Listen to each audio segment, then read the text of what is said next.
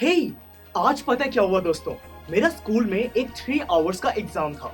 मैं गया बिल्कुल एंड में, जब मैं लास्ट क्वेश्चन सॉल्व कर रहा था, पता नहीं कैसे गलती से मेरी जो आंसर शीट है वो मुझसे फट गई, यानी कि टीयर हो गई। दोस्तों मैं बहुत ज्यादा घबरा गया था, परंतु फिर मुझे ध्यान आया कि मेरा जो बैग है उसके अंदर एक ग्लू है और उस ग्लू की मदद से मैं अपनी आंसर शीट को वापस ज्वाइन कर सकता हूँ। मैंने टीचर से परमिशन ली, बैग से ग्लू निकाली और अपनी आंसर शीट को वापस ज्वाइन कर दिया।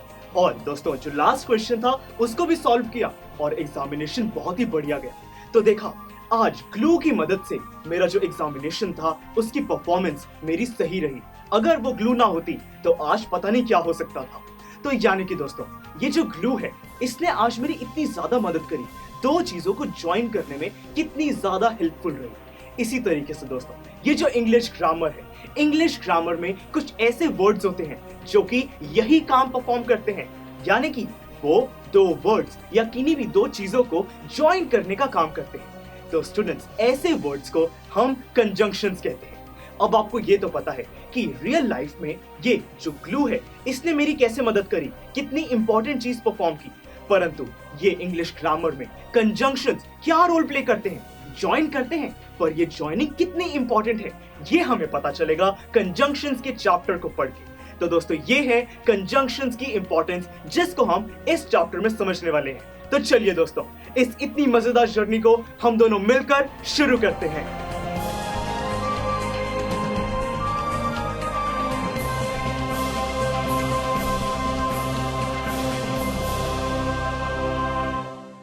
वेलकम स्टूडेंट्स, मेरा नाम है दिव्यम और ये है कंजंक्शंस चैप्टर का इंट्रोडक्शन लेक्चर। दोस्तों मैं आपको डायरेक्टली अभी बता सकता हूं कि कंजंक्शंस के कौन कौन से वर्ड्स हैं और उनको कैसे यूज करते हैं, परंतु दोस्तों हम वो चीज करेंगे आने वाले लेक्चर्स में। अभी मैं आपको बताना चाहता हूं कि कंजंक्शंस आखिर होती क्या है, क्योंकि दोस्तों अगर हमने कंजंक्शंस की डेफिनेशन को एक बारी बहुत ही बढ़िया तरीके से समझ लिया तो उससे कंजंक्शंस होती क्या है स्टूडेंट्स आपका ये कॉन्सेप्ट क्लियर हो जाएगा और उसकी मदद से हमारे आने वाले लेक्चर्स बहुत आसान हो जाएंगे। तो चलिए समझते हैं कि कंजंक्शंस बेसिकली होती क्या है। देखिए कंजंक्शन एक वर्ड ही है। कैसा वर्ड? एक ऐसा वर्ड जो कि हमारी इंग्लिश लैंग्वेज में किन्हीं भी दो वर्ड्स को आपस में ज्वाइन कर सके, या फिर दो फ्रेजेस को आपस में ज्वाइन कर सके, या फिर दो कंप्लीट सेंटेंसेस को आपस में ज्वाइन कर सके। अब इनका क्या मतलब है? आई एम श्योर कि आपको वर्ड्स और सेंटेंसेस इसका तो समझ आ गया होगा, परंतु ये फ्रेज क्या होती है इसको समझते हैं।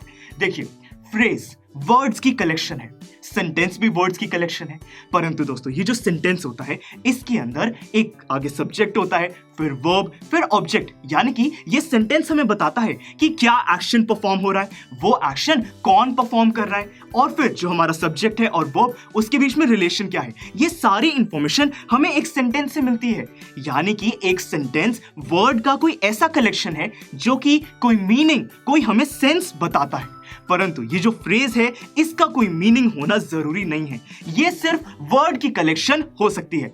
जैसे कि अभी अगर कोई मुझे बोले कि बॉय, तो बिल्कुल सही बात है, ये तो एक वर्ड है, परंतु अगर कोई बोले बॉय इन रेड शर्ट, अब ये एक सेंटेंस तो नहीं है, ये तो एक डिस्क्रिप्शन है कि बॉय इन रेड शर्ट या फिर इस time boy in blue shirt. तो यानी कि बॉय इन ब्लू शर्ट ये कुछ वर्ड्स की कलेक्शन है और इसको हम फ्रेज कह सकते हैं। तो बस दोस्तों ये डिफरेंस है फ्रेज और सेंटेंस में। ये जो कंजंक्शन है ये किसी दो वर्ड्स को भी ज्वाइन कर सकती है, दो फ्रेज को ज्वाइन कर सकती है और दो सेंटेंसेस को तो ज्वाइन कर ही सकती है। चलिए इसी स्टेटमेंट को हम समझते हैं कुछ एग्जाम्पल से। देखिए पहला एग्जाम्पल है Bob and Tom are good friends. अब यहां पे हम कहना चाहते हैं कि बॉब और टॉम ये दोनों बहुत अच्छे दोस्त हैं। बिल्कुल सही बात है दोस्तों, परंतु यहां पे देखिए मैंने क्या किया है, मैंने बॉब और टॉम, बॉब टॉम, मैंने इन दोनों वर्ड्स को, इन दोनों लोगों के नाम को आपस में ज्वाइन किया एक वर्ड की मदद से जो कि है एंड। तो यहाँ पे एंड यूज हो रहा है दो वर्ड्स को ज्वाइन करने के लिए। तो यहाँ पे एंड क्या है? एक कंजंक्शन, क्योंकि हम दो वर्ड्स को ज्वाइन कर रहे हैं। आई होप स्टूडेंट्स की आपको ये समझ आ चुका है कि यहाँ पे जो मैं वर्ड्स कह रहा था कंजंक्शन में उसका क्या मतलब है।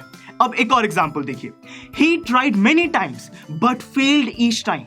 अब यहां पे देखिए ही ट्राइड मेनी टाइम्स कि उसने बहुत बारी कोशिश करी, परंतु, बट का मतलब होता है परंतु, वो हर टाइम फेल हो गया। तो यहाँ पे दोस्तों वर्ड्स की एक कलेक्शन है, देखिए ट्राइड मेनी टाइम्स, ये एक कंप्लीट एक्शन को रिप्रेजेंट कर रहा है कि बहुत बारी कोशिश की गई।